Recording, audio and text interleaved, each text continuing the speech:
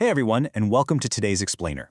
We're jumping right into one of the most fascinating, world-changing, and honestly super complex eras in human history, the Industrial Revolution.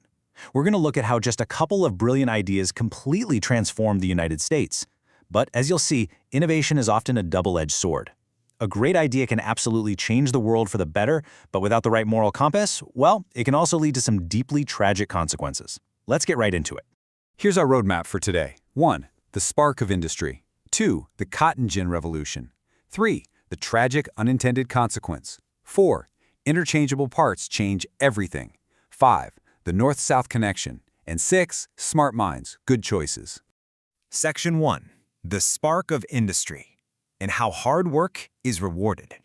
Okay, think about life before the Industrial Revolution. It was incredibly labor-intensive.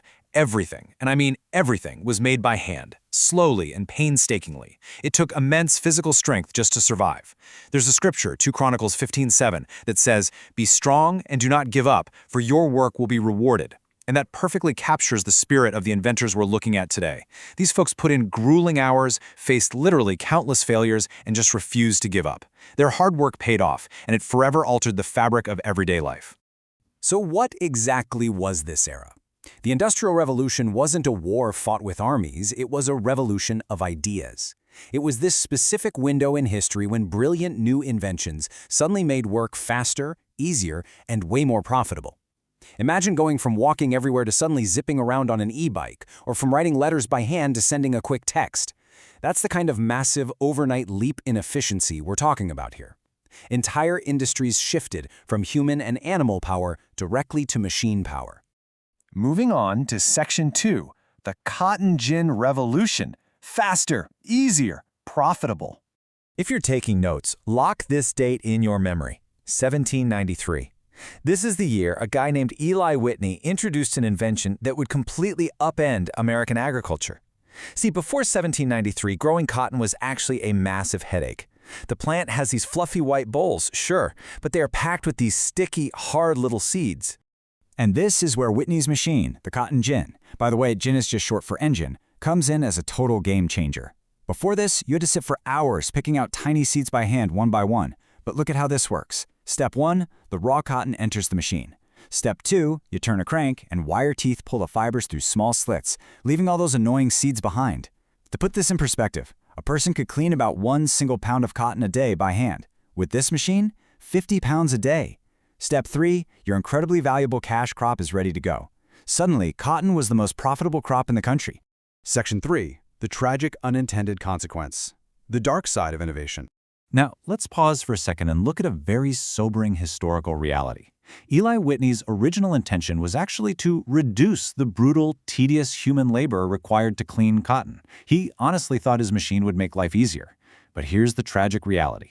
Because the machine made processing cotton so unbelievably fast and profitable, plantation owners in the South suddenly wanted to plant way more of it. And to plant, tend, and pick all those thousands of new acres, they demanded more labor. So instead of reducing labor, the cotton gin directly caused a massive expansion of slavery in the American South. The invention itself was brilliant engineering, but it was weaponized to deepen a horrific human tragedy. It's a really powerful reminder that technology alone doesn't solve moral problems. Section 4, interchangeable parts change everything, standardizing the world. Let's shift gears and look at Whitney's second massive contribution. I want you to imagine something. What happens today if the screen on your smartphone cracks? You just take it to a shop, they pop off the broken screen and snap on a brand new one, right? Easy. Well, before the 1800s, if you bought a tool or a machine, it was built by a craftsman from scratch. Every single screw, gear, and piece was custom made to fit that one specific item. So, what happens when that custom-built machine breaks? You guessed it. Before this, you either had to hire an expensive blacksmith to custom forge or repair, or you just threw the whole thing away. But Whitney pioneered a concept that literally blew people's minds: interchangeable parts. The idea is so simple but completely revolutionary.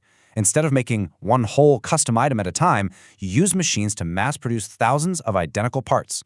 If something breaks, you don't need a whole new item. Boom, you just swap the part, not the whole machine. And the crazy thing is how fast this idea spread like wildfire. Standardizing manufacturing slashed costs, and efficiency just skyrocketed.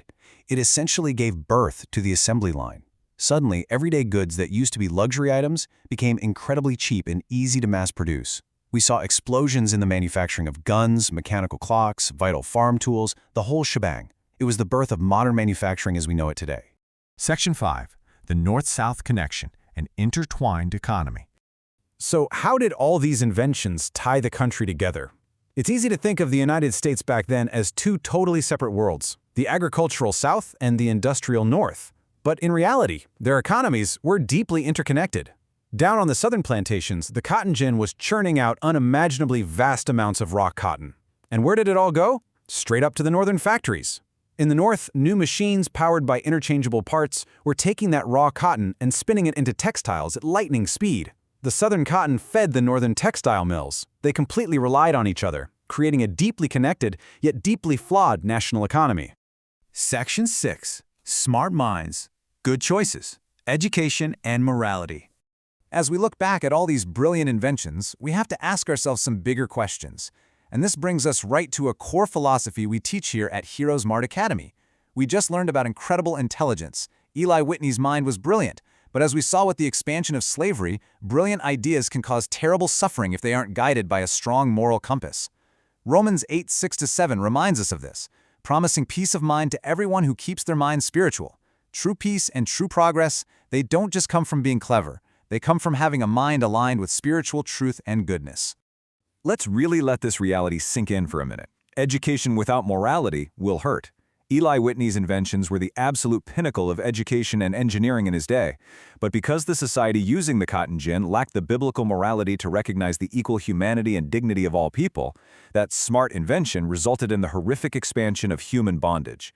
We intertwine biblical morality with education in the Godly Learners series because, well, what is the point of being so incredibly smart if you use that knowledge to make choices that hurt others? The world has plenty of smart people. What it desperately needs are good people. And that leads us to our final thought for today's explainer. Education makes you smart, for sure, but morality makes you wise. You are learning incredible things right now. You're gaining the tools to build, create, and invent the future. But when you look at the complex history of the Industrial Revolution, the question isn't just about what you'll build. The real question is, how will you use your education? Will you use your smarts just to make things faster, easier, and more profitable? Or will you use your God-given wisdom to make the world a genuinely better, kinder place for everyone? Think about that as you go through your day. Thanks for joining me on this explainer, and I'll catch you next time.